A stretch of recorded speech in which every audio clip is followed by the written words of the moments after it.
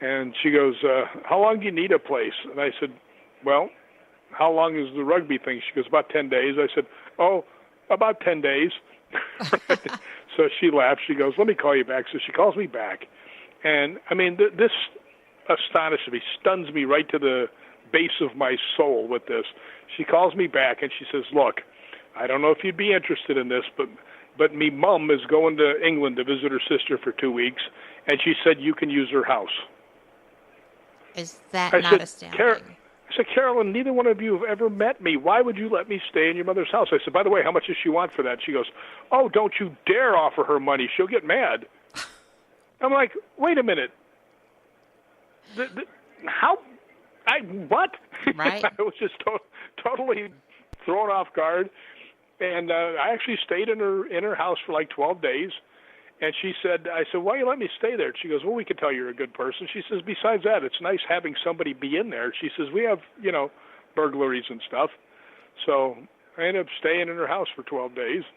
How lovely. Actually, Isabel, her name is, the lady that let me stay in the house, and her daughter, Carolyn. Mm-hmm. Carolyn and her husband have an inn, which is how I, talked to them in the first place. And I always go stay at the inn for a few days, take them out to dinner and stuff like that. They're, they're good friends of mine now. I imagine so.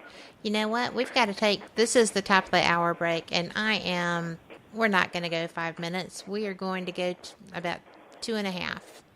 So, sorry to do this to you. I know y'all are fascinated, but got to follow a few rules every now and then in life, and we will be back in 2.5 minutes.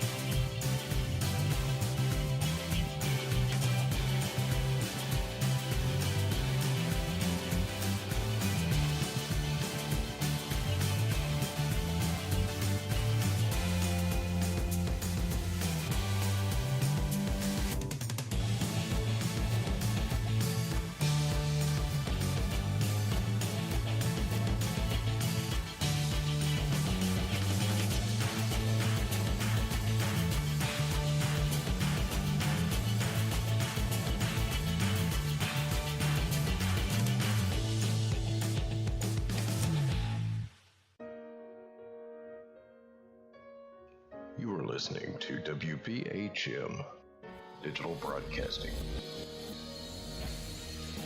The best in paranormal talk radio.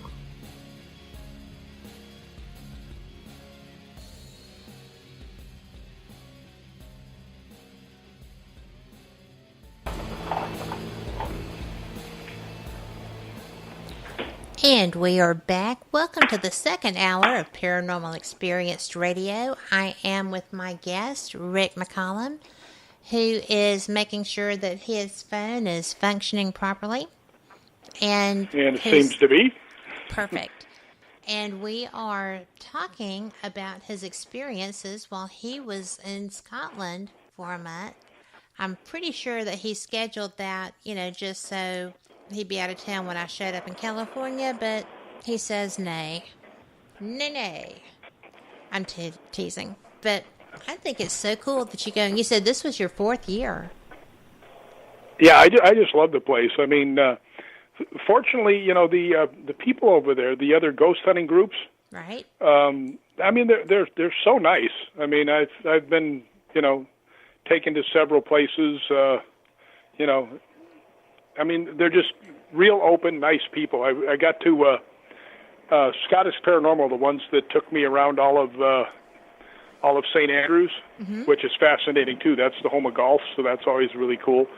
But we went out to the cathedral and the graveyard and all that stuff, which was great. And then we went up the coast to 2 different caves that were on the coast and ghost hunted through there. Then we ghost hunted in a kind of an inn, tavern in an inn. And then we went up to a place which was one of my favorites of the whole time, was called Balgony Castle. I saw that. And the thing that was so cool about this castle, we get there and I meet the laird of the castle, which is how they say lord of the castle, they say laird. So I met him, and this guy, if you called central casting for someone to be the lord of a castle in Scotland, this guy would show up.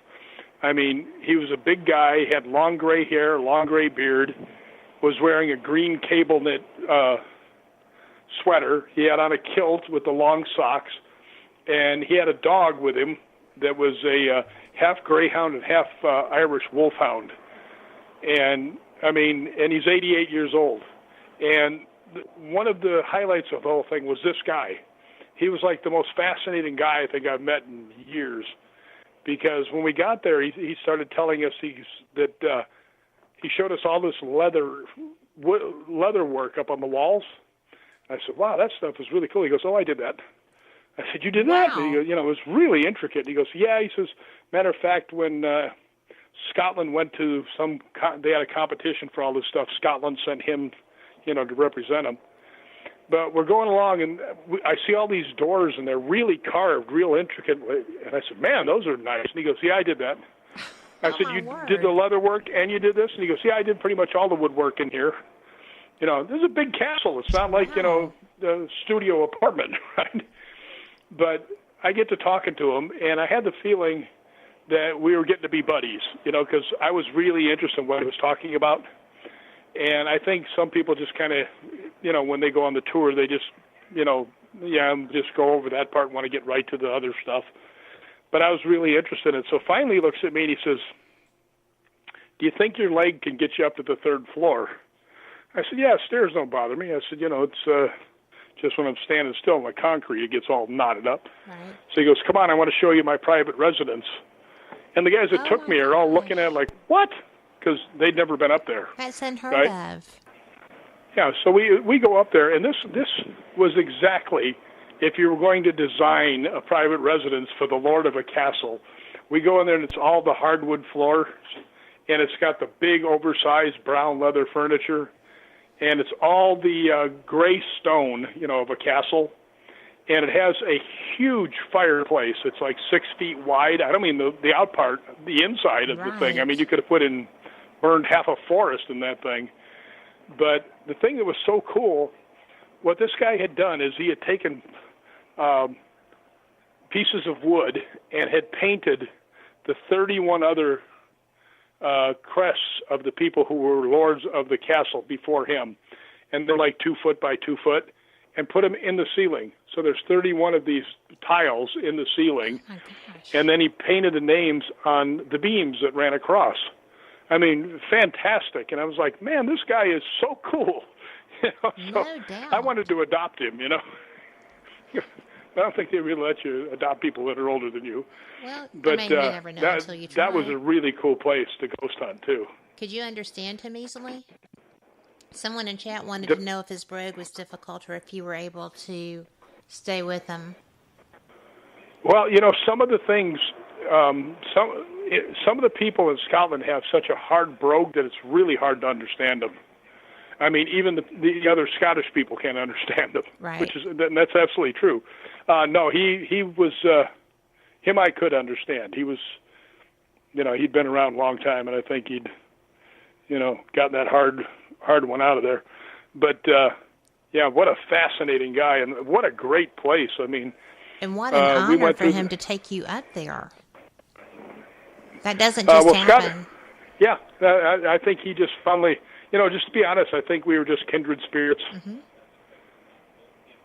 It was funny because I told him I had a crazy fascination with the Knights Templar. Right. And he goes, the Knights Templar are still around.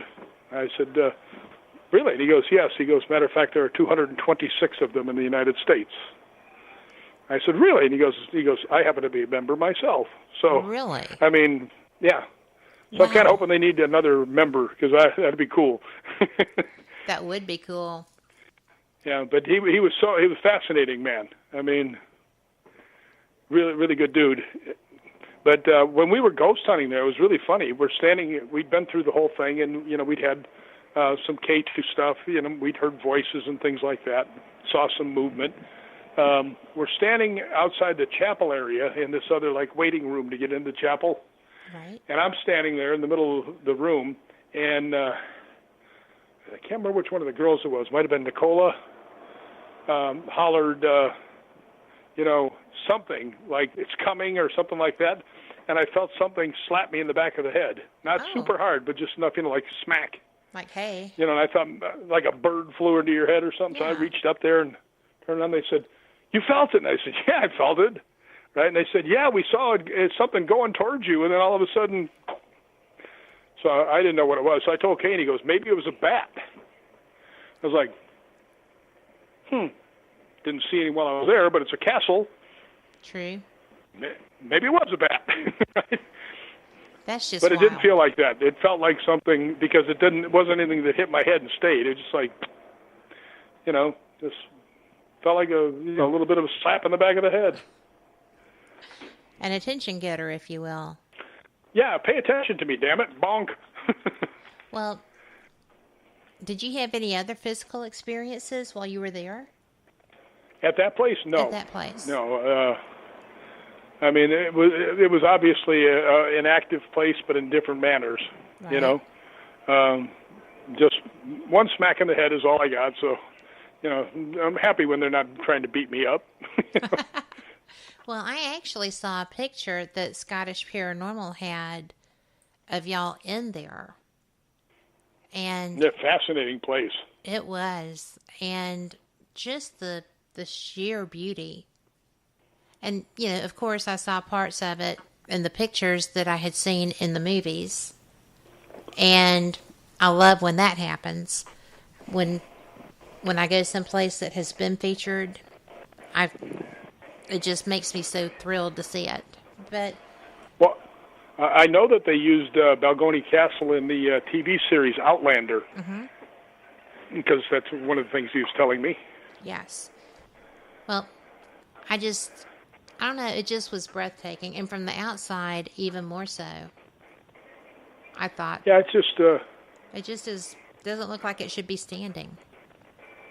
Yeah, the outstanding part of the whole time, though, was meeting the Lord of the castle. Oh, yeah, you can't touch that. What a phenomenal guy. Well, did y'all trade contact information? Is it somebody that you're going to stay in touch with? Did you? Well, I'm hoping that when I go back there next year that he's still the Lord of the castle. And, actually, I was thinking about writing him a letter and thanking him for letting me go. So I'm probably going to do that. Well, sure. I just am so blown away that you got to see all of the work that he does, because I guess in the winters he's got to have something to do indoors, and the Yeah, intricacy because of that, they get rough up there. They do get rough up there, and it sounds silly, but I love those things because I've read Rosamund Pilcher books for my entire life, and others who love that area and are from that area are some of my favorite novelists, because I have an affinity for Scotland also. And it really is. When I said that I was living vicariously through some of your photography and experiences, I wasn't kidding. I thought it was the coolest thing ever. So I'm glad you're here to share that. Well, what's interesting about Scotland is some of the places that you see are not any places that you planned on going. Like when I went to Loch Ness, I went on a tour, Right. right? Because that was really the only way for me to